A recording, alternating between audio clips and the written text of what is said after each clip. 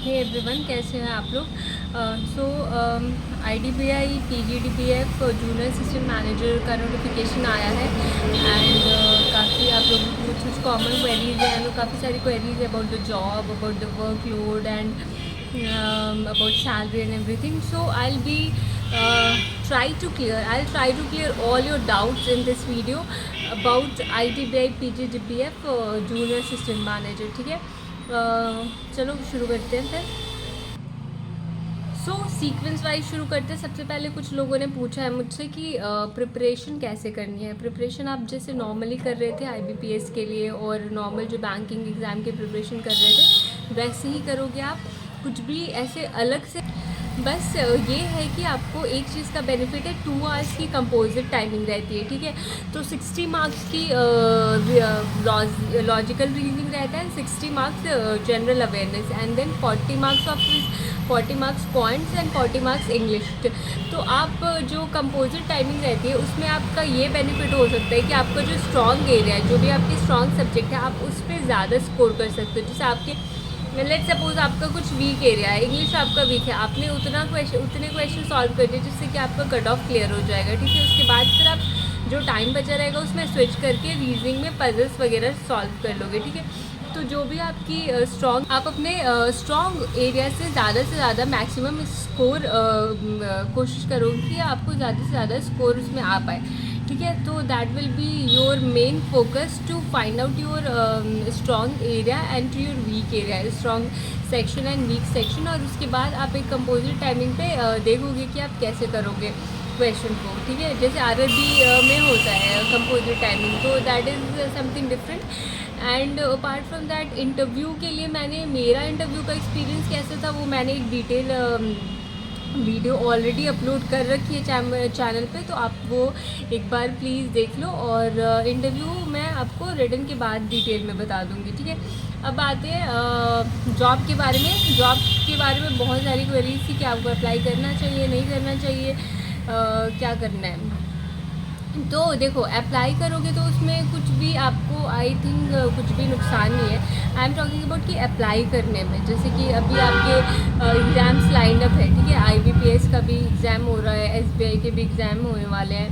ठीक है, तो सारे एग्ज़ाम्स अभी लाइन अप है। तो आप जब एग्ज़ाम दोगे तो रिटन में आप ऑलरेडी प्रिपेयर कर चुके हो। ठीक है, जनरल अवेयरनेस प्रिपेयर, फिर लेट सपोज आपका रिटर्न हो जाता है क्लियर, तो आप इंटरव्यू में जाओगे तो आपका वो एक्सपीरियंस इंटरव्यू का IBPS PO के इंटरव्यू में, SBI PO के इंटरव्यू में, तो ये सब काम आएगा आपको। तो आई थिंक आपको अप्लाई कर देना चाहिए। You should appear in the exam. और उसके बाद जब तक ज्वाइनिंग आता है ना, जब तक ज्वाइनिंग की डेट आती है, तब तक आपके सारे रिजल्ट्स निकल जाएंगे। जैसे IBPS हो गया, तो आप उस टाइम पे डिसाइड कर लोगे कि आपको किस में जाना है। जब आपके पास अच्छे ऑप्शंस रहेंगे तो आप ऑब्वियसली उसमें चले जाना। ठीक है, अब कुछ जॉब के बारे में बात कर लेते हैं। About everybody is so much curious about workload, about whether it is a sales job और what kind of job it is, allowances, salary etcetera and etcetera. इसमें आपकी 6 मंथ की क्लासरूम ट्रेनिंग होगी। क्लासरूम ट्रेनिंग मतलब कि आपको पढ़ाया जाएगा, प्रॉपर मटेरियल दिया जाता है PDF, उसमें से क्वेश्चंस आते हैं। सेमेस्टर वाइज एग्ज़ाम होता है, हर मंथ में एक पेपर, हर मंथ में एक बार एग्ज़ाम होता है। ठीक है, आपने मतलब 3 मंथ्स पे एक सेमेस्टर ओवर हो जाता है। जैसे आपका फर्स्ट मंथ हुआ एग्ज़ाम, उसमें आपको मल्टीपल चॉइस क्वेश्चन रहते हैं और वो आपको कंप्यूटर लैपटॉप पे देना होता है। देन सेकेंड मंथ भी ऐसा ही होगा और फिर थर्ड मंथ जो एग्ज़ाम्स होंगे वो रिटन एग्ज़ाम होता है, पेन और पेपर पे देना होता है आपको। तो ये 6 मंथ की जो आपकी क्लासरूम ट्रेनिंग रहेगी उसमें आपके एग्ज़ाम्स भी होंगे। मटेरियल्स जो रहता है, जो फैकल्टीज़ पढ़ाते हैं वहाँ पे ट्रेनिंग में, उसी से क्वेश्चन आता है। ठीक है, कुछ भी बाहर से क्वेश्चन नहीं आता। तो इट इज़ नॉट लाइक कि आप क्लियर कर पाओगे, नहीं, डेफिनेटली आप क्लियर कर पाओगे। अगर आप लेट सपोज आप एक बार में नहीं क्लियर कर पाए, आपकी बैक लग गई, तो आपको फिर सेकेंड चांस मिलता है। ड्यूरिंग 1 ईयर तो आप क्लियर कर ही लोगे, सेकेंड चांस भी नहीं तो आपको थर्ड चांस भी मिलता है। ठीक है, और बट इतना आप कोशिश करना कि फ़र्स्ट टाइम पे ही क्लियर कर लो। और अगर फर्स्ट टाइम पे नहीं भी होता है तो इट्स ओके, सेकंड पे क्लियर कर लेना और थर्ड पे क्लियर कर लेना। ठीक है, तो वो आप क्लियर कर लोगे, क्योंकि ऐसा कोई था नहीं जिसका पेपर क्लियर ही नहीं हो पाया एट द एंड भी। ठीक है। तो एग्ज़ाम तो आपके जो क्लासरूम ट्रेनिंग होगी, जो सेमेस्टर एग्ज़ाम्स होंगे वो आपके क्लियर हो जाएंगे। सेमेस्टर एग्ज़ाम्स की और क्लासरूम ट्रेनिंग आपकी 6 मंथ की होगी। 6 मंथ में आपको 5000 पर मंथ मिलेंगे, ठीक है। वो आपकी पॉकेट खर्च के लिए। और आईडी बैंक का अकाउंट आपको खुलवाना पड़ता है, उसमें ही आपके स्टाइपेंड क्रेडिट हो जाते हैं, ठीक है। उसके बाद जब 6 मंथ के बाद आपकी जो 2 मंथ की इंटर्नशिप है, इंटर्नशिप में आपको 15,000 पर मंथ मिलने वाले हैं। इंटर्नशिप में 15,000 पर मंथ मिलेंगे और आपको ब्रांच में भेजा जाता है, वहाँ पे आपकी इंटर्नशिप होती है। एंड देन 4 मंथ्स की ओजेटी है। OJT is like on job training. वहाँ पे आप ब्रांच में ही रहोगे। वहाँ पे आपको कितनी सैलरी मिलेगी मेंशन नहीं है, और मैं एक्चुअली आपको बता नहीं सकती हूँ कि क्योंकि हमारा जो है ना पैटर्न थोड़ा डिफरेंट था। हमारी 9 मंथ की क्लासरूम ट्रेनिंग हुई थी और उसके बाद फिर 3 मंथ्स का जो इंटर्नशिप था, ठीक है। तो और सो आई हैव नो आइडिया कि आपको ओजेटी में कितनी सैलरी मिलती है, बट आई नो आपको ब्रांच में पोस्टिंग मिलेगी और ब्रांच में वहाँ पे भी जो भी काम वाम रहेगा थोड़ा बहुत आपको सिखाएंगे और आपको करना होगा वहीं पे थोड़ा बहुत, ठीक है। तो ये हो गई आपकी और उसके बाद फिर आपका जो पैकेज है जो मेंशन है नोटिफिकेशन में 6.14 से 6.5 CTC है।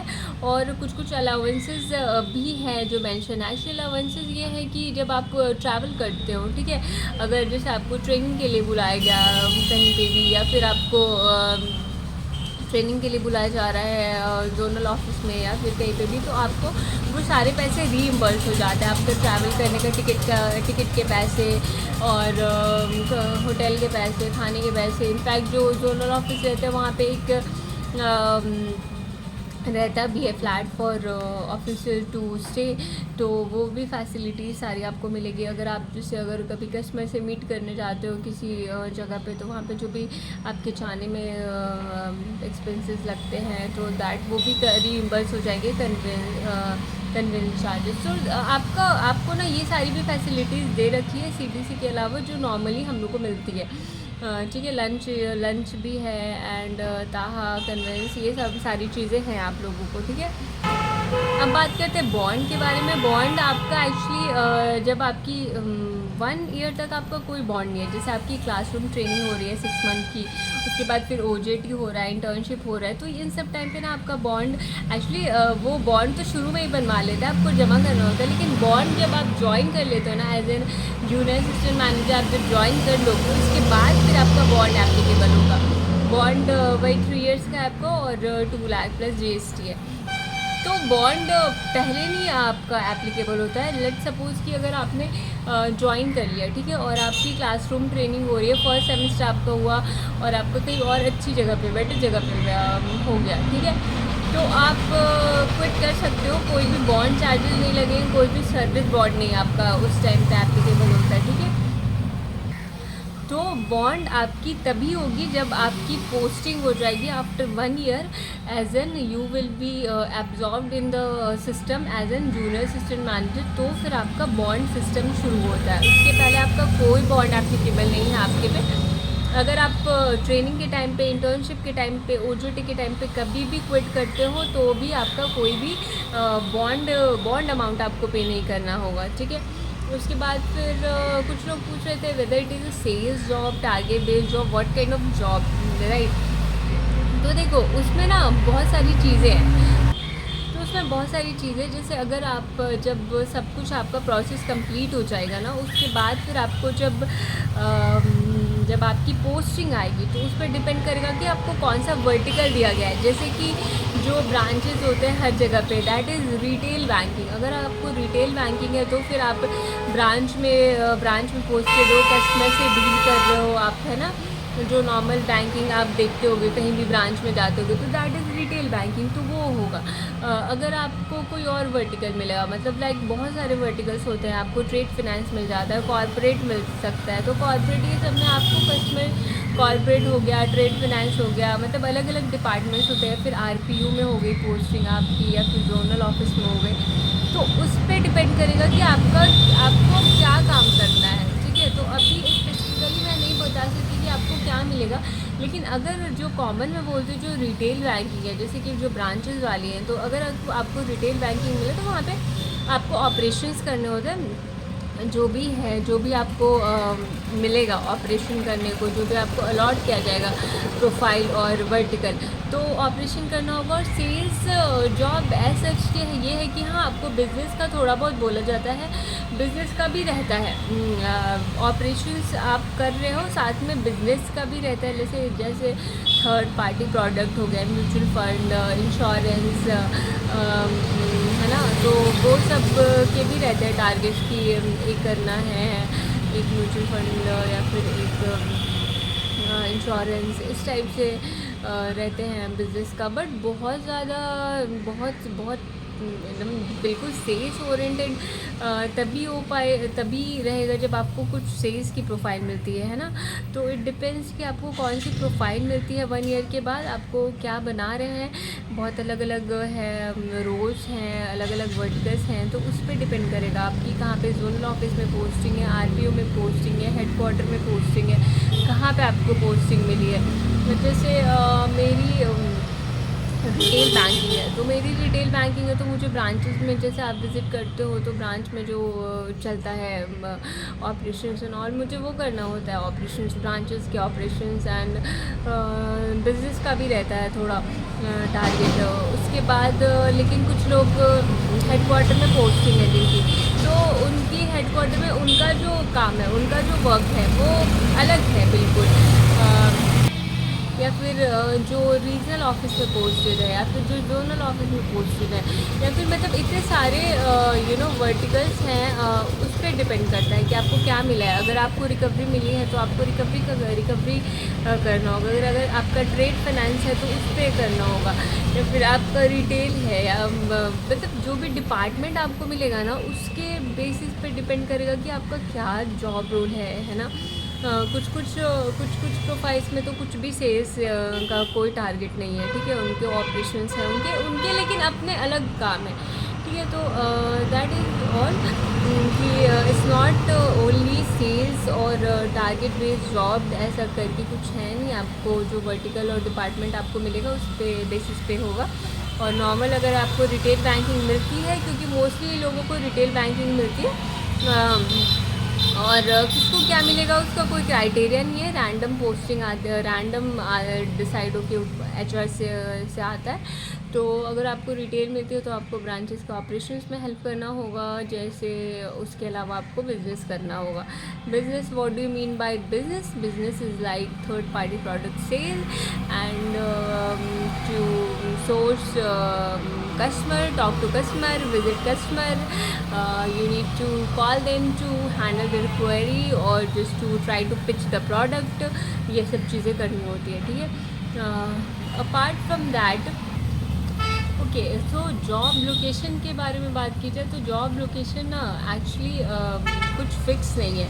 It's not like if you are from Bihar and you are from UP और यू आर फ्रॉम महाराष्ट्र तो आपको होम पोस्टिंग ही मिले, ऐसा कुछ भी नहीं है। आपको कहीं भी पोस्टिंग मिल सकती है।